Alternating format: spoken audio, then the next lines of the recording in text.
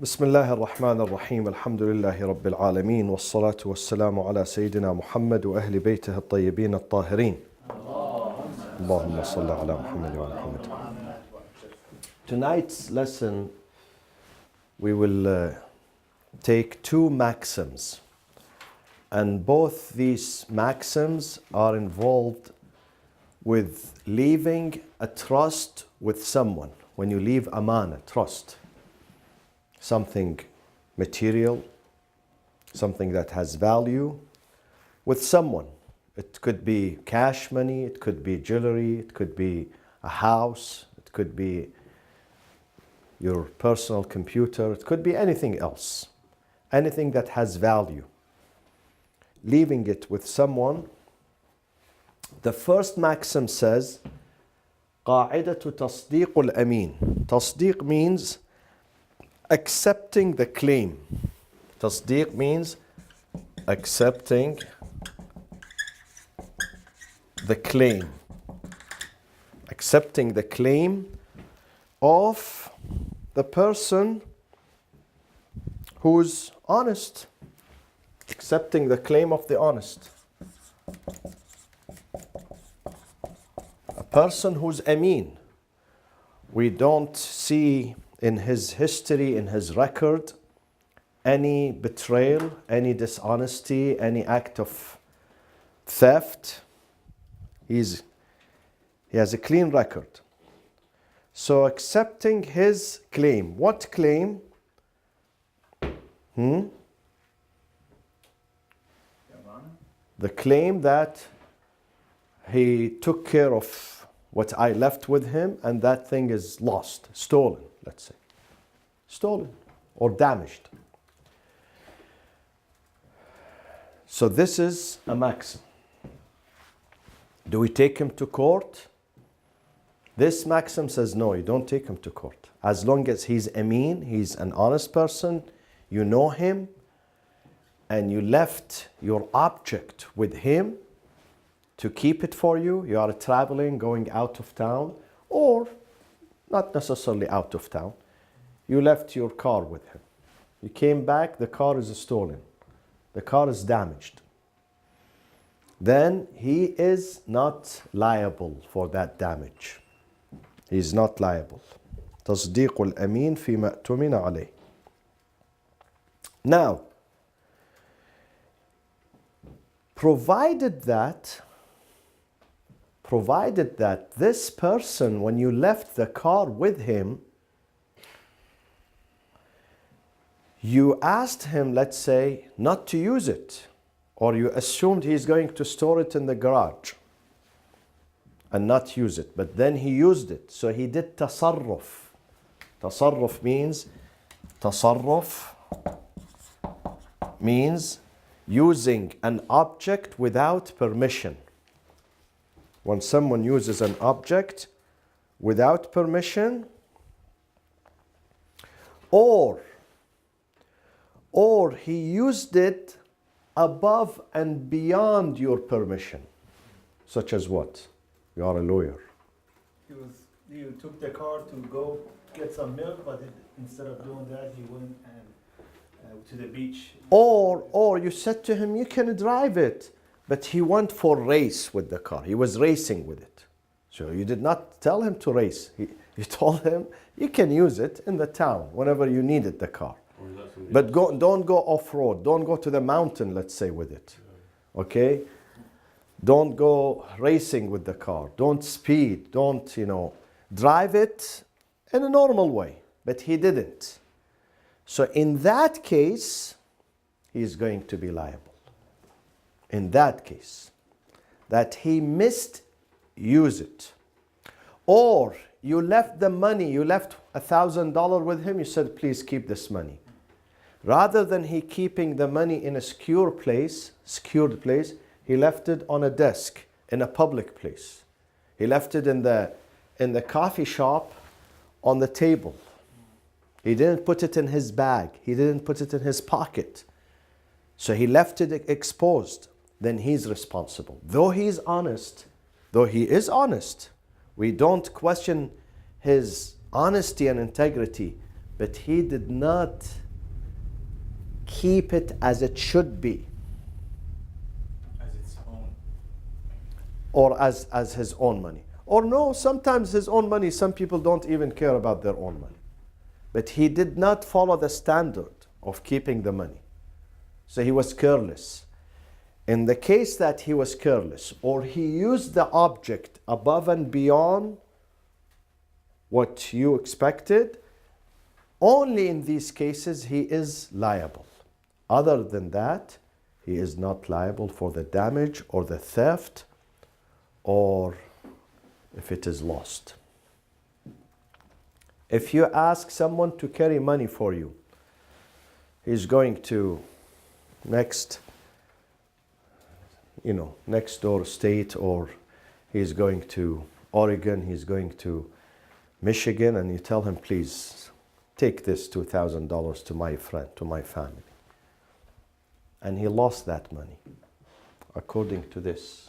Or the money was stolen in the airplane, in the airport. Or is lost. He doesn't know whether it's stolen, he dropped it. So in this case, how that case is treated. Can you repeat the scenario? You give money, cash money, to someone to take it to this country or that country, this state, this city. And then he loses the money somehow. A thief breaks in his room that night, that particular night. Out of all these nights, no thieves. That night that you gave him the money, the thief visited him and he took the money. Do you have the right to ask him? Or you don't have the right? If an Amin, Yes, if he's, of course, he's Amin, honest. yeah, and you accept his claim, and he's not liable. He's not liable. So if it was in a safe, safely stored, We don't know. We don't know about that. We don't know whether he, Assalamu alaikum wa rahmatullah, Assalamu alaikum. Or you can. So, oh yeah, what is it? We don't know. We don't know how he carried the money. He says, I carried it as I carried my own cash. So I lost my passport, my own money, and your money.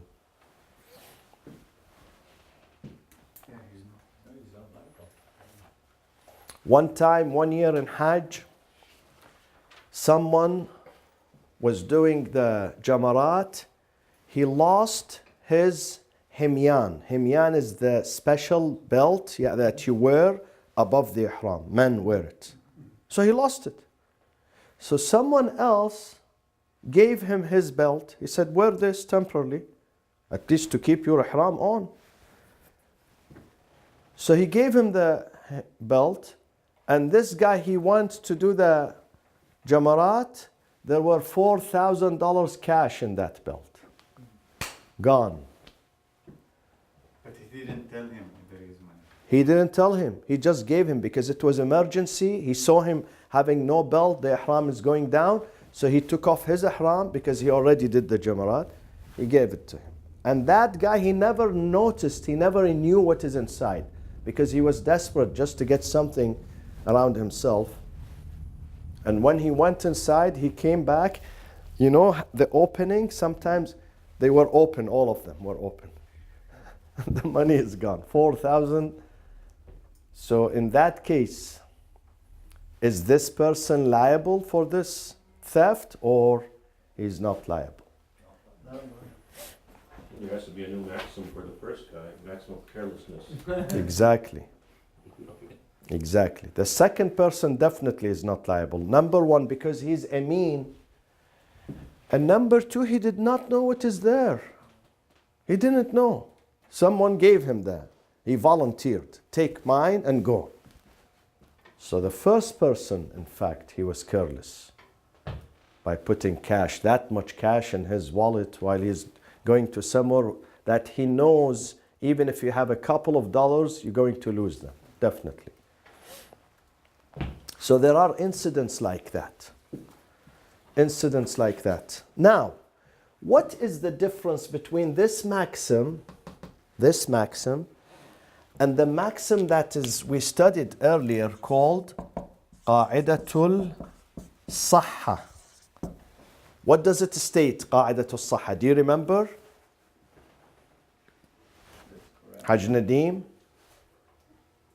Yeah, What does it state? so the قاعدة الصحة states that we have to assume the conduct of the people, other people, is right. Whether it is worshipping, ibadat, or mu'amalat. Mu'amalat, dealings, selling, renting, buying, We assume everything they do is correct, unless otherwise stated, unless otherwise proven. So if you do something, and I'm an outsider, and you come and you tell me you did marriage, you did divorce, you did rent, you did purchase, you did transaction, you did prayers, you did fasting, you did hajj, you did this, I should assume that what you did is right or wrong. Right, you did it correctly. Unless I have another way to prove, no, you did not do your prayers or your wudu or your hajj right. Because either I saw you or someone else saw you doing it wrongly. So if there is nothing like that, then I assume your conduct, amal, is correct. So is there any relationship between this and that? That we also, this is something related to this, because we assume that his conduct was right. He's honest, his conduct is right, therefore no liability. And what is the difference between this maxim and that maxim?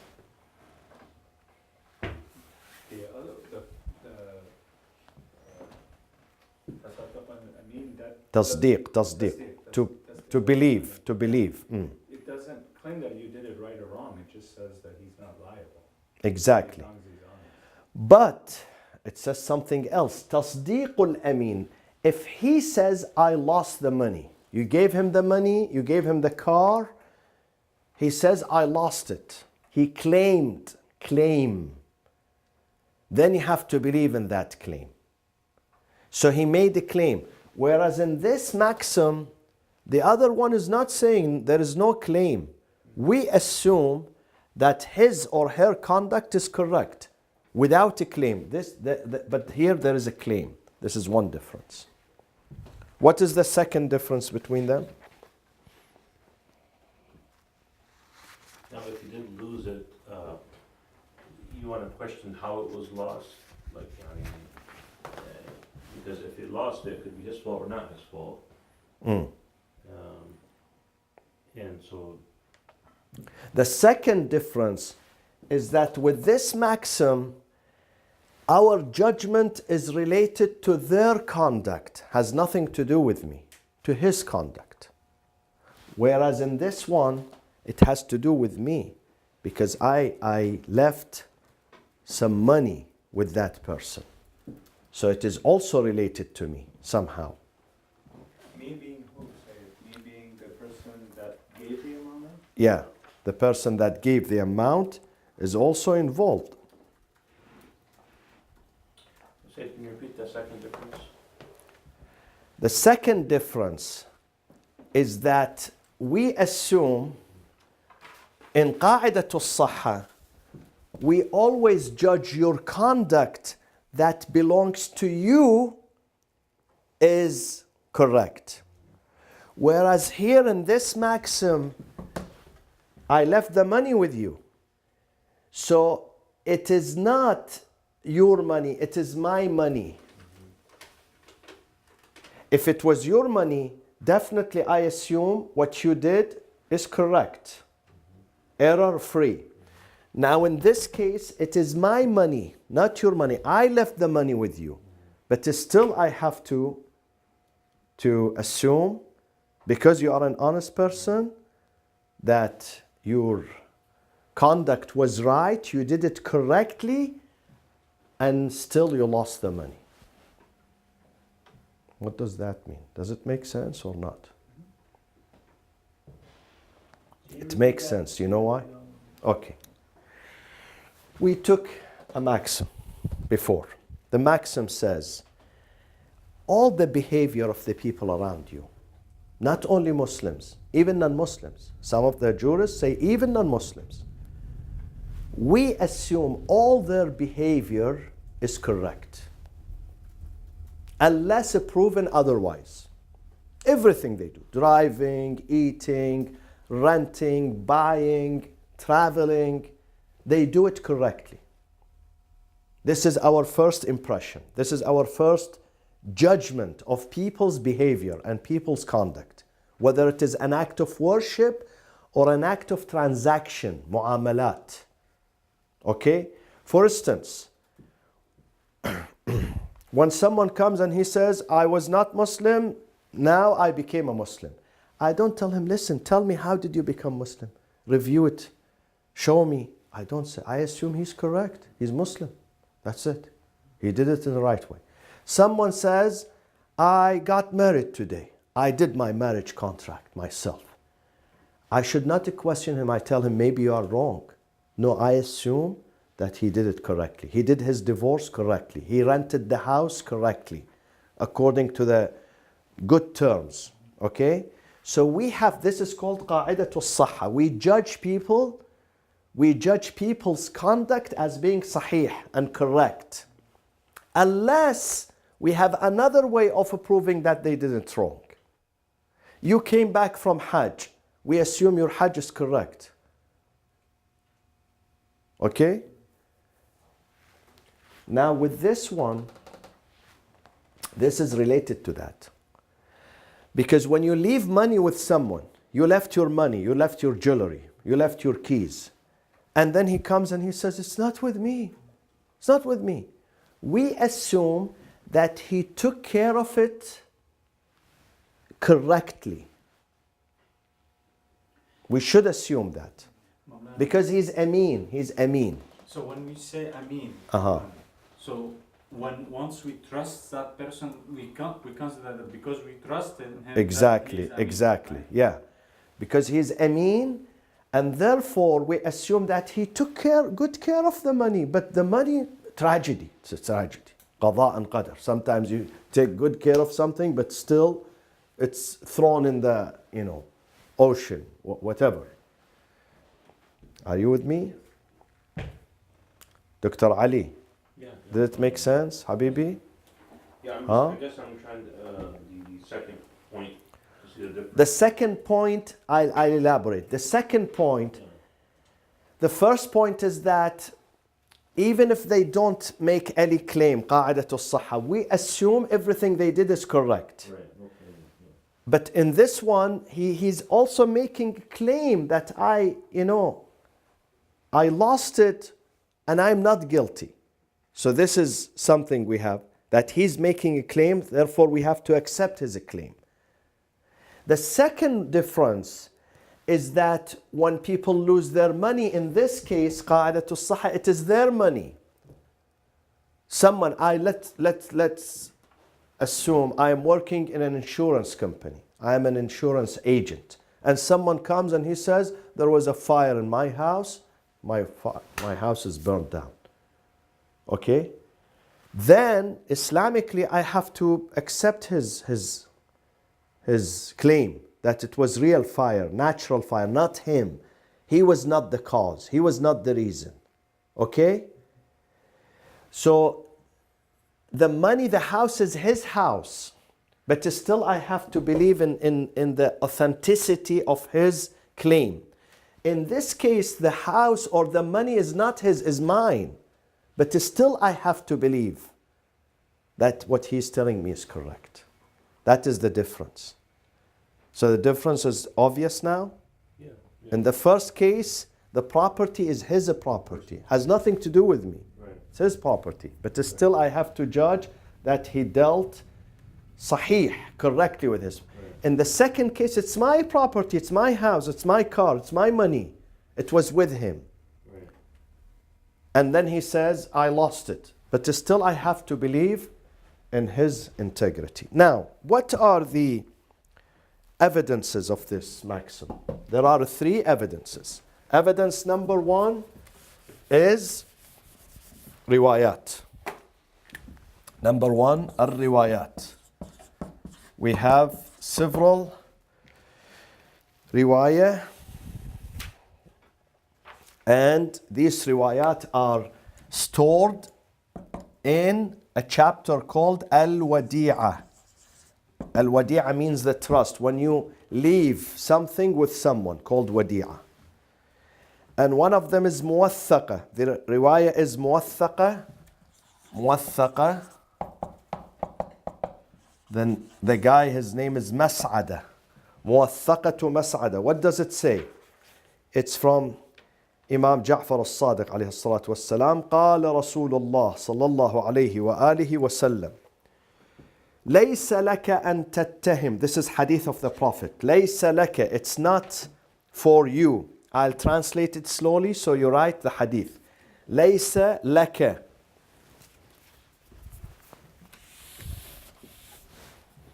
ليس لك. It's not for you. أن تتهم من قد ائتمنته. And to تتهم, to accuse من, and ليس لك أن تتهم من قد ائتمنته. It's not up to you to accuse someone that you trusted him earlier. You knew him that he's a trustworthy person. Therefore, you have no right in accusing one who you trusted. And it is not, we are not allowed to accuse the trustworthy. It's a sin. Accusing a person who is trustworthy is considered a sin.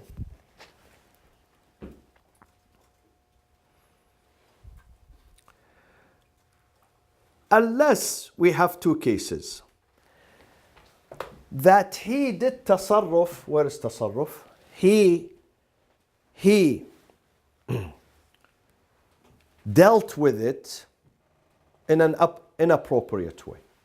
For instance, you asked him to keep the car with him on his driveway, but he was driving with it. Then he got into an accident, or it was lost. He took it, he parked it somewhere on the beach, he came back, it's not there. So he's liable because he did not follow the instructions. Okay? Or the money, you left money with him, then someone came and he said, I need some money, please. He took your money, he gave it to this guy, thinking that the guy is going to bring the money back, but the guy took off with the money. You didn't tell him, give my money to someone. You said, I'm leaving my money. See, because some people, they get confused. Some people, they get confused. They say, but he's Ameen. You left the money with him. Yes, he's Ameen, provided that he doesn't touch the money. But he touched the money. He did tasarruf. He used the money. So when he used the money, he's liable for it. Yes, I gave him the money not to use it, just to store it, just to keep it. But when he used the money, he gave it to someone else, or he started doing, what is it? The stock market? Yeah. Huh? Working in the stock market. Trading with the money. He lost the money. Or, let's say I left my iPhone with him, and he put it in his pocket, and then he went to swimming with the iPhone in his pocket.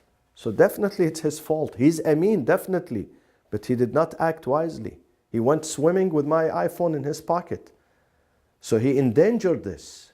So it is his fault. In this case, it is his fault. But if he kept it in a normal way and then it was lost or damaged, he's not liable. Yes, Dr. Ali. Who determines the tasarruf? Both parties, or do you take Both it parties, both an hour or parties. something? No, listen, Dr. Ali, if someone leaves his car with you, He's going out of town. He says, take care of my car, leave it with you. He didn't say drive it, leave it with you. What does that entail? Entails park it on your driveway. But sometimes he says, by the way, if you want to use it, use it. Feel free to use it. He gives you permission. In that case, if he gives you permission and you use it and then it is lost or damaged, you are not liable because he gave you permission to use it. Right. Whereas in the first case, he just asked you to keep it on your driveway, not to use it. Right. I'm thinking like if the parties are disagreeing on what was implied. In this case, they go to court and they have to prove. Each one has to prove. This is why we have court. Because usually they disagree on the details. One of them says, no, I just gave it to him. I didn't tell him to drive. The other says, no, but you know, in the past, you gave it to me and you asked me to drive it. And you know, so they have to, they go to the court, to the judge. Now, we have some subsidiary. Let's go to the other. The other madrak. Madrak is the evidence. So the first madrak is riwayah, the hadith of the Prophet. This is the hadith. That you don't accuse someone that you trust. You don't accuse him. Meaning you have no right to accuse him. After you trusted him and you left your things with him voluntarily, then you can't come later on and tell him you took my money, you damaged my money. You don't have the right. This is number one. Number two,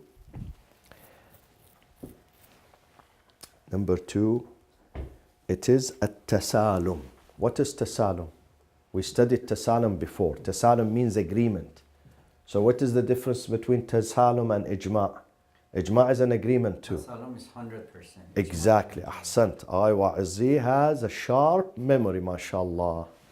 Inshallah. Are you married or not? Yes, I'm married. Alhamdulillah. I was going to tell you not to marry if you have sharp memory. I kid everything. Because this would be the first casualty of marriage. So tasalum is greater than ijma'. Ijma', sometimes we have consensus, but 1%, 2% still disagree, but we still call it ijma'. Whereas tasalum means, it means that the thing is so obvious and so clear and so foundational that no one disputes this. Like what? Give me an example. That we the Muslims, we accept something 100%. Give me an example. The Kaaba is the direction. Exactly. Kaaba is direction for prayers. The existence of God. Quran is the book of God. This is tasalum. No one comes and says, well, I have doubt. This is tasalum. Is it with a scene like this or sub like that? Let me write it here. Tasalum. Tasalum. Agreement. So it comes from the same root as Islam, huh? Yes, exactly. One of the branches of submission, complete submission. Tasalum, it means they all accept this, agree. The third proof is...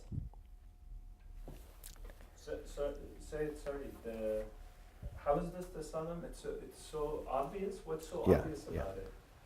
Meaning, let's say, wujub al-salat, that prayers, 5 daily prayers, is mandatory. Right. Do you find anyone in the fuqaha who says no, I it's agree, not? But I'm talking about this particular. This with one this they law, accept. what's The scholars, they accept this maxim that if the person is an honest person, therefore you don't charge the honest. You don't charge him. Honest is charge free. You left something with him, wadi'a, trust, and then something happened to it. Then you don't hold him accountable. This is tasalum. They all accept that. The third evidence is called as-siratul qat'iyyah. As-sira al-qat'iyyah. The conduct of whom? Of whom? Sira of whom? Huh? Prophet. No. Sira of the Prophet becomes sunnah. Imams. Imams. of the devotees. The devotees. Among them, the imams, of course. Devotees. Those who are religious, those who are mazhabi. They agree upon this. They all agree, and in their conduct, they never questioned someone who's ameen. When he lost something, they never questioned him. Okay? Now we come to subsidiary questions. If someone denies that you left money with him, he denies. He says, no such thing. You didn't leave money with him. So, who do we believe? Do we believe the one who's making the claim, I left the money? Or do we believe that person who says, you didn't leave money with me? And he's ameen. That person is ameen, honest. But if you're applying that maxim, you have to believe that. Believe him. That the guy never even left money with him, let alone. They're both Huh? ameen right now? What's the situation? They're both ameen or? Yes. Suppose I am the one who's making the claim. I said I left money with him. Right. And that guy is ameen. He says, no, you didn't leave money. Who do we believe? The guy who lost the money. Huh? The evidence, the burden is on you to prove he gave him the money. Exactly. Exactly. Al-bayyinatu ala al-mudda'i. I am making the claim, so I have to bring bayina. Bayina means a witness. I have to show. You are saying I left money. Show me. Show me document. Show me paper. Show me picture. Show me receipt. Show me transaction. So we believe the one who says no. He's an honest. He says, you didn't leave money with me. So we believe him. Or he says, yes, you left the money, but I put it in the rain and my ceiling was leaking and the cash money was, let's say your electronics were destroyed in the rain. So it was destroyed. Again, we trust him in what he says, that it was destroyed. Or he says, yes, you left the money with me, but I returned it to you. You don't remember? The guy says, no, I don't remember you returning. I only remember when I gave you the money. So who do we believe in this case? The one who claims to return the money. The ameen, the trustworthy who said, I returned it to you. We still believe in him. Now, one thing, this is those who do business. This is a branch, subsidiary from this mas'ala, subsidiary. You have cash money and someone who's smart, he knows where to buy goods and how to sell them later on. You give him the money. You are only giving the money. And that person buys something very lucrative. You gave him $10,000. He went, he purchased something and he's ameen by the way. He's trustworthy. So he went to the market and he found something really undervalued and he purchased a huge quantity of that. Let's say 10,000 items. And then the price went up. Then he said, I did the purchase for myself this time, not yours. It is true that I have your money in my hand, but my intention this time when I went to the market and I purchased this specific commodity, it was for me, not for you. But he used the person's money? No. Yeah, no, he didn't. He's not using the money. But he said, it's my intention. He has other money, let's say from His own money. other people, his own money. But this guy who gave him the money, he said, no, you went today to this place to buy it for me. You are my agent. Who do we believe? The other one that did the buying. But how would the other guy know anything actually about that? If he says he's my agent? Like, okay, so you give him $10,000, he went and bought, but the other guy had no idea of anything. Right? Yeah, you gave him the money. He does this for you. Right. Okay? This time he purchased something which is really lucrative. And then you know he did. He purchased it at a good price, you're going to sell it at a much better price. So you tell him, this is my money, you did the purchase for me, you have no right, you have to give me the money back. You took 10,000, you have to return 30,000 to me. The problem is if you lost them, and let's say you purchased something and it was at a loss, Exactly. then, Who do we? yeah, then, If he's lost, this is business, this is tijara. If he lost the money, then he took the money from you, he was your agent to go and buy, but suppose he purchased, the value went down, further down.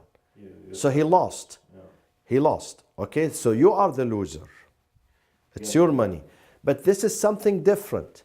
This is, he says today, yes, I take 10,000 from you, I work for you.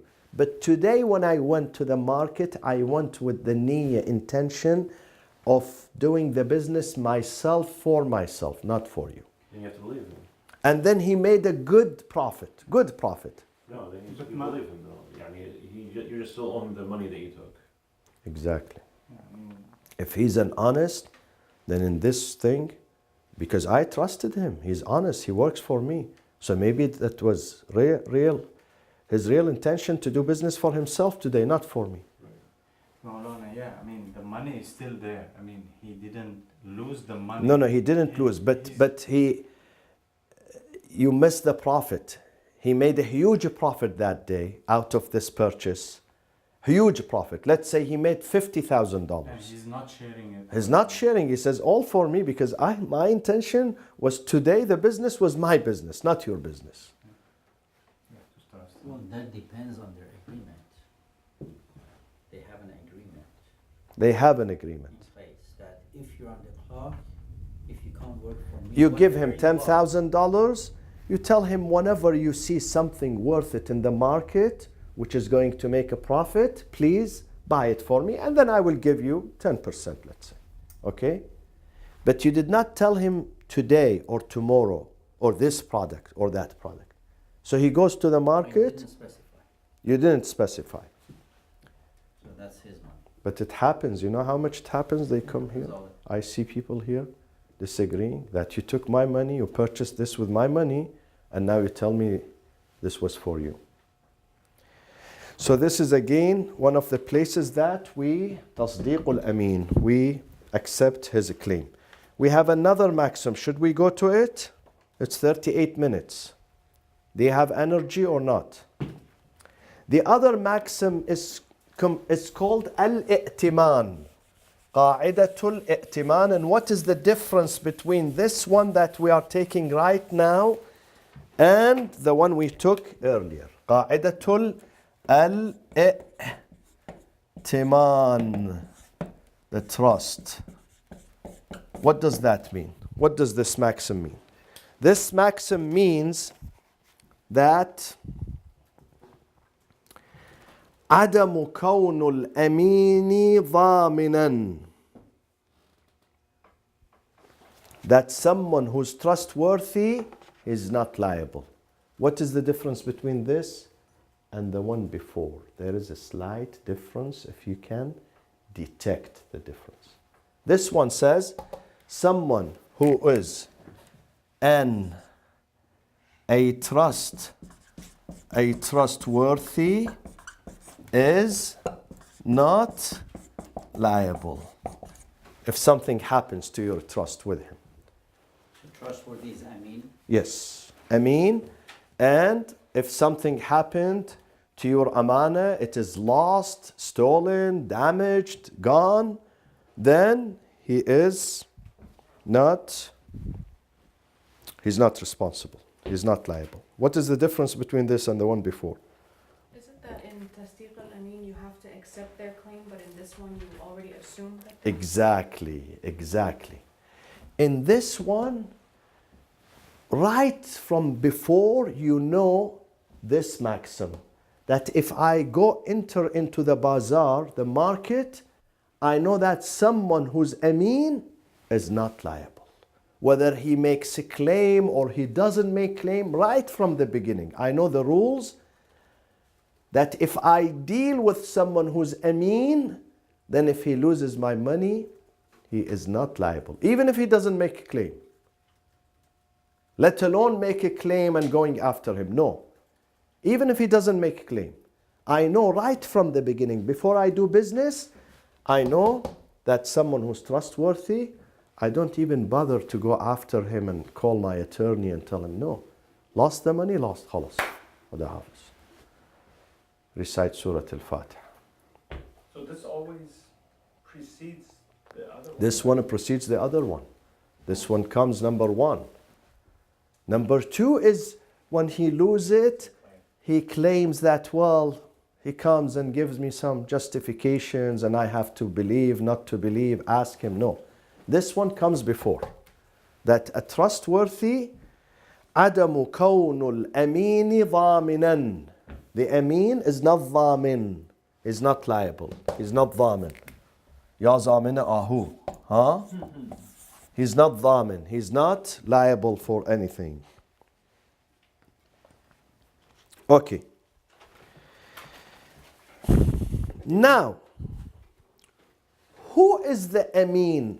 And under what circumstances he should keep your product or your amana that he's not considered liable? What circumstances? Any circumstances? In any condition or no? There are specific conditions. Sometimes he becomes liable, such as where and when. You mean an Amin becomes Yeah, liable? yeah, yeah.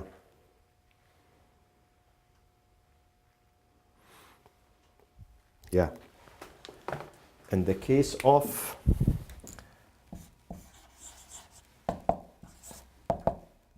التعدي. What does تعدي mean? تجاوز. تجاوز. What does تجاوز mean? Violation. Violation. Using your trust without your permission. Trust, amana, whatever. Car, money, equipment, house, without permission. I have a story. Someone, he lives in a country, he lives in America, but he has a property in one of the countries. So he leaves the keys with a friend. And the friend, during ziyarah season, there are zuwar. They can rent the room for $100 a night. He rents the house. And he doesn't tell this guy. And the house was damaged, you know. There was some damage, you know, some, whatever, when breaks in the bathroom, the pipe, whatever, fractured. And then the guy comes and he sees the ceiling, the walls. What happened? My house was good, in good condition. I left you the keys. And then he realizes that the house was rented to Zuwar, mashallah. People come and go. So in this case, does he have the right to claim for compensation or not? The owner. Yes. Why? Because of this ta'addi.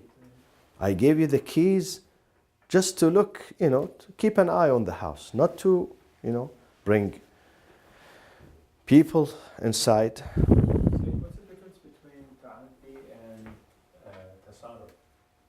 Both. Tasarruf the same? Ta'addi is even wider. Tasarruf sometimes with permission or without permission. Tasarruf bi'idhn and tasarruf bidun idhn. You use this, use the house, use the car with permission, so it's okay. Bidun idhn, not okay. Bidun idhn is ta'addi. So the tasarruf has positive and negative. Ta'addi is always negative. Okay? Or, the same example. You left your keys with the neighbor, and the neighbors, they had a party in your house, and some of the furniture was damaged.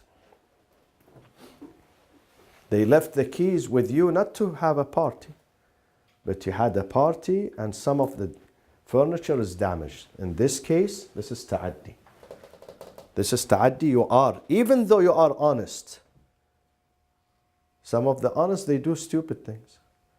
He was honest, but then he didn't steal, he didn't damage, but the person he brought damaged the house. Or This is very delicate. The neighbor left the keys with you, so you water the garden, the pots, the garden. And then you go every now and then, every 2 days, 3 days. This time you took a boy, let's say your son, your nephew, who's wicked, shaitan al-rajim. You take him with you just to water. He came, he is very fuzuli. He came, he damaged some items. He played with something. All of a sudden the ceiling is down. What do you do in this case? The guy is Amin and he's watching the house and he's watering. He's doing a favor to his neighbor. But this tukhst, this shaitan, he did something bad. So in this case, He was careless, no? careless in what? Be very precise. Because knowing that the kids is how you say it? Talks. Then you are careless while you are bringing him. You have a man, right? But he followed you. Innocent. The guy, he followed his uncle. He saw his uncle going into this house. You went after him. You didn't take him intentionally. No, but his You did not take him with the intention of destroying your neighbor's property. You just took him with you, or he followed you. He followed you. You have a responsibility. is responsible for the You are doing him a favor, watering his gardens, watching his house, and then you have to pay above That has this? nothing to do with that. Hmm? That has nothing to do with that.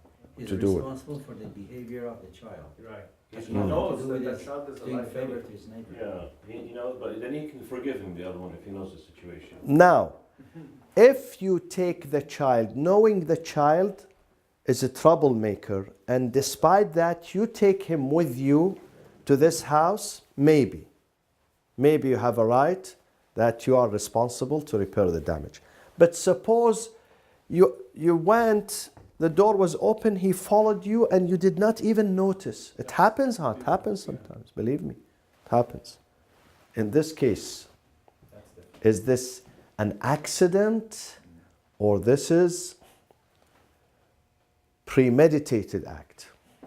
There's no intention about it. So if it is an accident, does it fall under trustworthy, is not liable or not? Huh? It's not bad. Is not ta'addi. We don't call it ta'addi anymore because the guy, he didn't even notice. Okay? He didn't notice. He did not plan to take someone with him. He was going to do it, but then, or I'll give you another example. He asked you, the neighbor called you, he said, please, can you shut off the main? And you tell him, of course, I will do. So you go to his house, you try to shut off the main, you break it, let's say. You break it and the water, boom, gushes out. Who pays for the damage? Person that called and asked The owner, the owner. not the guy who caused this to happen? That's the owner. Why? Because it's not He intentional. didn't mean to go there and break the valve. He was trying to do him a favor. But if he says, the owner of the house says, you have to be careful. You did it in a bad way. You did not handle it well. You should handle it with care. Handle with care. What do we say? That now goes into qa'idatu saha. You gotta assume that he did it right. Exactly. Ahsant. See? Doctor is using these maxims because they support each other. Really? Here, you have to use qa'idatu saha, that I trusted him, and or if that was very fragile, I should have told him, listen, my neighbor, when you go, this is very fragile. At least, when you turn it, be very careful. So if I have not told him this, then I have to assume I use another qaida here to support this one, that people do things correctly. What about if you told him it's fragile and he still broke it? Then Here we have to have a camera to see the way. Yeah. These things, in the court, they use these things in the court. Very delicate issues, very, very delicate issues. How do you prove that this guy was not, a few years ago, we came from Umrah. We finished the Umrah. We were about to leave Jeddah airport. So we put the bags in the bus. And the group leader, we arrive into the airport. The group leader usually is responsible for the bags. And the driver, thief, he unloaded some of the bags, but the ones that looked, expensive leather bags, he didn't open them, but from the outside they looked, attractive. He kept them in the bus, maybe 4 or 5, and then he drove, he took off. And then when people go to the counter, their bags are not there. This case took 2 years. Some of them, they went to the court. Some of them, they sued the group leader. You are responsible for our bags. The group leader, he comes, he says, I'm not responsible. When you reach the airport, you have yourself, when you leave the bus, you have to make sure that your luggage is with you. I did my job.